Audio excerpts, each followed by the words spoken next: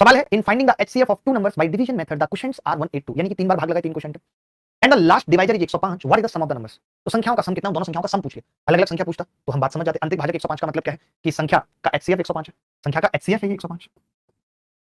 थोड़ा छोटा कर ले,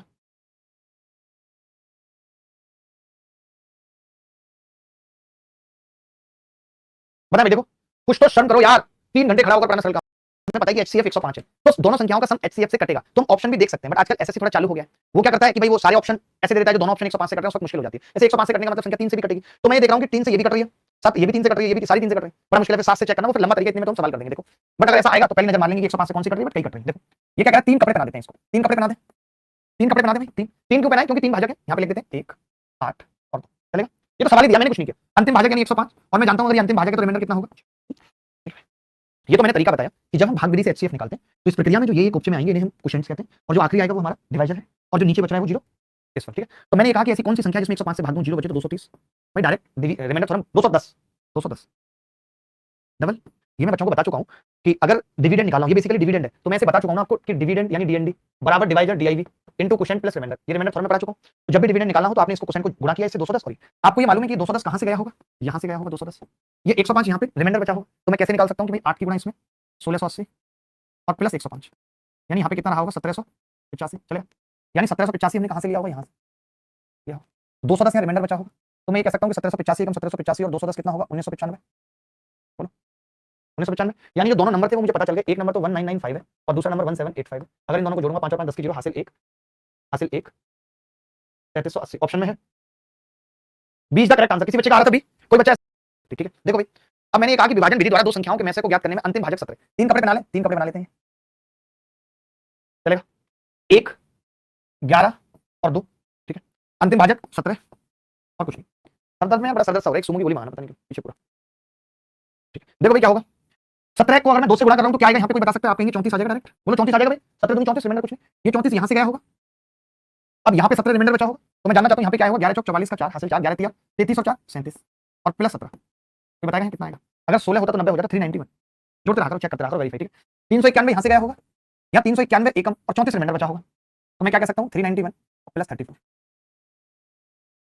425 435 425। अब इन्होंने दोनों संख्याओं का जोड़ पूछा है, 391 425 5 और 1 6 9 तो 11 का हासिल 1 816। अब हम यहाँ पे एक चीज कर सकते थे कि 17 का से कटेंगी दोनों संख्याएं, लेकिन दुख की बात है कि वो भी तेज है। अब ये भी कट रही है 17 50 17 थी क्या, तो वो मुश्किल है पता लगा पाना, सारी संख्याएं 17 से कट रही हैं, तो ये पता लगा पाना मुश्किल है कि कौन सा ऑप्शन होगा बिना किए पता लगा पाना मुश्किल है। उतनी अच्छी किस्मत आपकी नहीं कि सवाल पूछा जाए और आप डायरेक्ट कर लें। यहाँ तक समझ आया नहीं आया, यहाँ तक सबको समझ आ गया भाई। अनिकेत पाल जी हमारे साथ जुड़े हुए हैं, बहुत बहुत स्वागत है अनिकेत आपका। आज कोई बता नहीं सकता मैंने किस कलर के कपड़े पहने, बता के दिखाई हिम्मत, दिमाग लगेगा सब कुछ होगा। और ये चीज हमने कहां से सीखी है, इसी डिवीजन मेथड से सीखी। हमने इसी डिवीजन मेथड से सीखी। जैसे आपने देखा था कि 12 और 16 के जब एचसीएफ की बात आई थी, हमने 12 को 16 से भाग किया था तो 4 बच गया था, वही 4 बाद में एचसीएफ हो गया क्योंकि 16 में से घट गया था 12। मैं एक चीज बताना चाहता हूं यहाँ पे, इस असली मेथड के जरिए मैं एक चीज सिखाना चाहता हूं कि अगर दो संख्याएं हैं तो उनका जो एचसीएफ होगा, मैं एक एग्जांपल लिखता हूं कि मैंने कहा कि एक संख्या ए और एक संख्या बी है। ध्यान से समझना, दोनों आप लोग समझ पाओगे तो मैं समझ पाता हूं, बच्चे समझ पाएंगे। शायद ऐसा कोई पहला टीचर है मुझे लगता है यूट्यूब पे जो अपने सामने 5 बच्चे बिठाता है, जिससे ये पता लगता है कि कैलकुलेशन में कोई मिस्टेक। मैंने कहा कि ए कॉमा बी का एचसीएफ अगर 15 है, समझना मेरी बात बहुत ध्यान से, ये थोड़ा समझाने में इसमें वक्त लगेगा और आप समझ गए तो खेल हो जाएगा। यहाँ पे क्या हो जाएगा, समझ गए तो खेल। मैंने कहा भाई दो संख्याएं हैं ए और बी, एचसीएफ क्या होगा 15 है, मैंने मान लिया है। तो आप मुझे ये बोलेंगे कि ये भी 15 से कट रही होगी, डिविजिबल बाई 15 होगी भाई, एचसीएफ 15 और ये भी डिविजिबल बाई 15। तो एक बात बताइए, अगर एक संख्या 15 से कटती है कोई भी, तो उससे जो अगली संख्या जो मिनिमम दूरी पे होगी, मिनिमम डिस्टेंस, वो कितनी होगी जो 15 से कटेगी, वो कितनी होगी जो 15 से कटेगी 60। एक सेकंड लूंगा मैं समझाने के लिए, एक सेकंड, मेरे सर में ना बड़ी तेज दर्द हो रहा है, एक गोली सुमो की। मैं ये समझा रहा हूं कि अगर ए और बी का एचसीएफ 15 है और अगर एक संख्या 15 से कटती है लाइक 45, तो जो उससे अगली संख्या 15 से कटेगी वो कम से कम 60 होगी, उससे ऊपर और हो सकते हैं 60 की बात तो 75, लेकिन मिनिमम 15 डिस्टेंस पे होगी। यानी कोई ये कह सकता है कि ए और बी के बीच की दूरी, ए और बी का बीच का अंतर 10 है, ये पॉसिबल है नहीं। अगर एक संख्या 15 से कट गई तो अगली संख्या 15 से कटने के लिए इन दोनों का मिनिमम दूरी या मिनिमम गैप 15 होना चाहिए। यानी हम क्या सीखे यहां से, हम ये सीखे कि अगर दो संख्याओं का एचसीएफ 15 है तो उनका डिफरेंस 15 से छोटा नहीं हो सकता, और अगर दो संख्याओं का डिफरेंस 10 है तो उसका एचसीएफ 15 नहीं हो सकता। यानी जो एचसीएफ होगा वो डिफरेंस से बड़ा होगा या बराबर। ये बात आप समझ पाए नहीं। मैंने कहा कि ऐसा हो सकता था कि ये 45 हो ये 60 हो, या ये 45 होगा वो डिफरेंस से बड़ा होगा या बराबर। ये बात आप समझ पाए नहीं। मैंने कहा कि ऐसा हो सकता था कि ये 45 हो ये 60 हो, या ये 45 हो ये 90 हो, 45 हो सकता है, बड़ा हो सकता है लेकिन छोटा नहीं हो सकता। यानी जब हम दो नंबर्स का एचसीएफ निकाल रहे हैं, एचसीएफ ऑफ टू नंबर्स, कई सारी बातें लिखूंगा, HCF of two numbers can never greater than, can never मतलब इन दोनों का एचसीएफ दो संख्याओं का कभी भी अंतर से छोटा नहीं हो सकता, बड़ा नहीं हो सकता ना, अंतर से बड़ा नहीं हो सकता, ये बता रहा हूं, नेवर ग्रेटर देन डिफरेंस। यानी दो संख्याओं का HCF उनके डिफरेंस से बड़ा नहीं हो सकता। आप अगर ये कह रहे हो कि डिफरेंस 10 है तो HCF 15 नहीं हो सकता, बड़ा नहीं हो सकता। HCF मे बी डिफरेंस, ऐसे लिखो HCF मे बी डिफरेंस और फैक्टर ऑफ डिफरेंस। ये बहुत काम की बात थी, फैक्टर ऑफ डिफरेंस। HCF या तो डिफरेंस होगा या डिफरेंस का कोई फैक्टर होगा। अगर मैं ये कह दूं कि A और B का अंतर 10 है तो HCF 10 से बड़ा नहीं होगा, या तो 10 होगा या 10 का कोई फैक्टर 5 2 कुछ भी हो सकता है। ये बात समझ में आई नहीं आई? ये बताओ। इससे देखना, इस पे इतने सारे सवाल करेंगे कि आपके देह में उतार देंगे, इसको आपकी देह में उतार देंगे।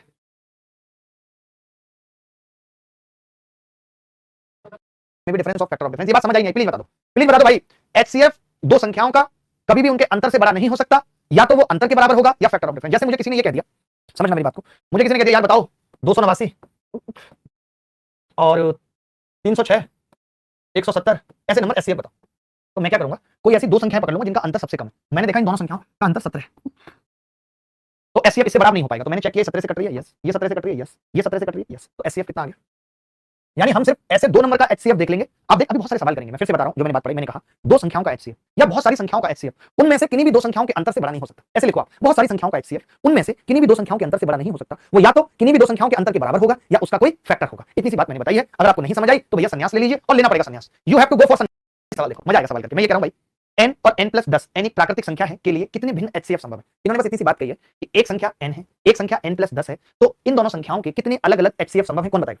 अगर ना समझ में आ जाए अगले 10 मिनट में जो मैंने बात बताई है, तो या तो मैं पढ़ाना छोड़ दूंगा या तुम पढ़ना छोड़ दो।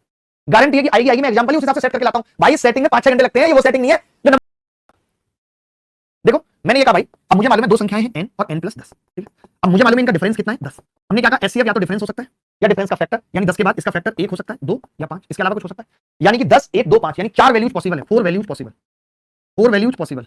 और कितने लोगों का सही उत्तर है? यही तो अच्छा लगता है कि ये लोग वाकई में पढ़ रहे हैं और बाकी कर रहे हैं टाइम पास। 10 2 5 एक भी तो आएगा ना, एक भी HCF है। अगर दोनों संख्याओं में कुछ भी कॉमन नहीं है तो एक भी HCF है। कहते नहीं है, अगर if two numbers are coprime, अगर दोनों संख्याएं को-प्राइम हो गई तो फिर HCF एक भी होगा। एक को क्यों कंसीडरेशन नहीं दे रहे हो? एक ही तो वो संख्या है। साधारण गणित में एक और एक 2 होते हैं, और वहीं बिजनेस में एक और एक 11 होते हैं, और प्रेम में एक और एक हो जाते हैं। दो दिलों का संगम है प्रेम, आत्मा का समर्पण है, निस्वार्थ समर्पण है, जहां हर उम्मीद, हर चीज सिर्फ इस बात पे टिकी है कि मैं कहूंगा कुछ नहीं, तुम समझ लेना। How many different HCF are possible for the numbers n, n + 10, n + 20, n + 25, n + 26? n is a natural number. अब यहां से वो दूसरे वाला कॉन्सेप्ट क्लियर कर दूंगा जो मैंने बताया। मैंने कहा कि कोई भी दो संख्याएं जिनका अंतर सबसे कम है, वो कौन सी हैं? ये दोनों जिनका अंतर 1 है। तो HCF 1 से बड़ा नहीं हो सकता, या तो 1 या 1 का कोई फैक्टर, और वो 1 ही है। इसका मतलब यही आंसर है इनका। तो HCF हमने निकाल के डायरेक्ट क्या होगा, 1 एक ही HCF की वैल्यू पॉसिबल है। क्या वो कॉपी भर गई क्या भाई? को चाय चटवाओ, आज तो कोई हैवी नहीं बनाने वाला, कौन बनाएगा? चलिए आगे बढ़ते हैं। तो हमने क्या है ये चीज सीखी। अब मैं यहाँ पे एक छोटी सी बात और बता रहा हूँ, ये आपने HCF सीखा, बहुत अच्छी बात है। अब एक पॉइंट आएगा यहाँ पे और फिर हम आगे बढ़ेंगे तो मजा आएगा, ठीक है? एक पॉइंट और सीखते हैं यहाँ पे। जैसे मैं कह रहा हूँ कि एक बहुत इंपॉर्टेंट पॉइंट है और इस पे अनेकों बार सवाल आया, अनेकों बार सवाल आया। देखो भाई, मैंने कहा एक संख्या 29 है और एक संख्या 39 है। एक संख्या 29 है, एक संख्या 39 है, तो दोनों का डिफरेंस कितना होगा? लेकिन 10 इसका HCF नहीं है, HCF नहीं है 10। अच्छा अगर HCF होता तो क्या होता? मान लेते हैं कि 10 इसका HCF होता, तो आप ये कहते हैं कि ये संख्या भी 10 से कट जाती, चेक ही तो करना पड़ता है, और ये भी 10 से कट जाती। ये कहते नहीं कहते? यानी हम ये कहते हैं कि अगर इन दोनों का HCF 10 होता तो मैं 10 से इसको भाग करता तो रिमाइंडर कितना आता? 0। इसको 10 से भाग करता तो रिमाइंडर कितना आता? 0। तो आपको ये बात समझनी है कि HCF के केस में अगर रिमाइंडर 0 आ रहा है, सेम तो आ रहा है ना, तो वो इस केस में भी सेम आएगा। आप देखो इन दोनों के अंतर 10 से आप इसको भाग करो कितना आएगा? 9। इसको भाग करो कितना आएगा? अगर आप 10 के किसी फैक्टर 5 से भाग करो जरा, इसको करो कितना आएगा? 4। इसको करोगे कितना आएगा? 4। आप इसके फैक्टर 2 से भाग करो, इसको भाग करो कितना आएगा? 2 से 1, इसको भी 1। आप इसके फैक्टर 1 से भाग करो, 0 0 HCF। यानी मैं ये कहना चाह रहा हूं, अगर दो संख्याओं को उनके अंतर या अंतर के किसी फैक्टर से भाग दिया जाएगा, किसी भी काल में, चाहे वो हड़प्पा काल हो, चाहे मोहनजोदड़ो हो, चाहे मौर्य वंश हो, किसी भी काल में अगर दो संख्याओं को उनके अंतर या अंतर के फैक्टर से भाग दिया जाएगा तो उस हर एक स्थिति में रिमाइंडर सेम होगा। ये बात मैं बताना चाह रहा हूं, ये बात आपको समझ आई या नहीं आई? बोलो भाई, बोलो बोलो। मैंने ये कहा if two numbers are divided by the difference और factor of difference then always leave same remainder. मैं हिंदी में भी लिखता हूं इस बात को और इंग्लिश में भी लिखता हूं। जैसे अभी इतने दिनों से विनोद देख रहा है, विनोद ये चल रहा है, क्या कुछ ऐसा नहीं आ सकता? देख रही है सीमा, देख रही हो सीमा, किस तरीके से लोग सीमाओं को लांग करके देश में गंदी राजनीति खेल रहे हैं, बताओ, देख रही हो? पॉइंट को बहुत ही काम का पॉइंट था कि if two numbers are divided bye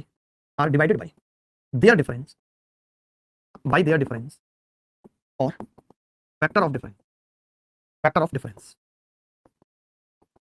if two numbers are divided by their difference or factor of difference then leaves always same remainder, मानते हैं? मैंने ये कहा बस, यदि दो संख्याओं को, हिंदी वाले लिखेंगे भाई, हमारे अंदर रेस्पेक्ट है हिंदी वालों के लिए। मैंने कहा यदि दो संख्याओं को उनके अंतर या अंतर के किसी गुणनखंड से भाग दिया जाए तो उस स्थिति में समान शेष बचेगा, और एग्जांपल ऊपर लिखा हुआ है। फिर से बता रहा हूं, यदि दो संख्याओं के अंतर या अंतर के किसी फैक्टर से इन संख्याओं को भाग दिया जाए तो समान शेष बचेगा। ये बात समझ आ रही है नहीं आ रही? बस बताओ। अभी इस पे सवाल दिखाऊंगा, मजा आ जाएगा आपको कि ऐसे भी सवाल पेपर में आए हैं, मजा आ जाएगा, मजा दोस्त। बोलो बोलो सर। मसला मुखर्जी नगर पार्ट 2 बहुत जल्दी आ रही है, जो ऑनलाइन एजुकेशन में आई रिवॉल्यूशन कैसे करेगी, बहुत जल्दी मुखर्जी नगर मसला पार्ट 2 ऑनलाइन एजुकेशन में हो रहे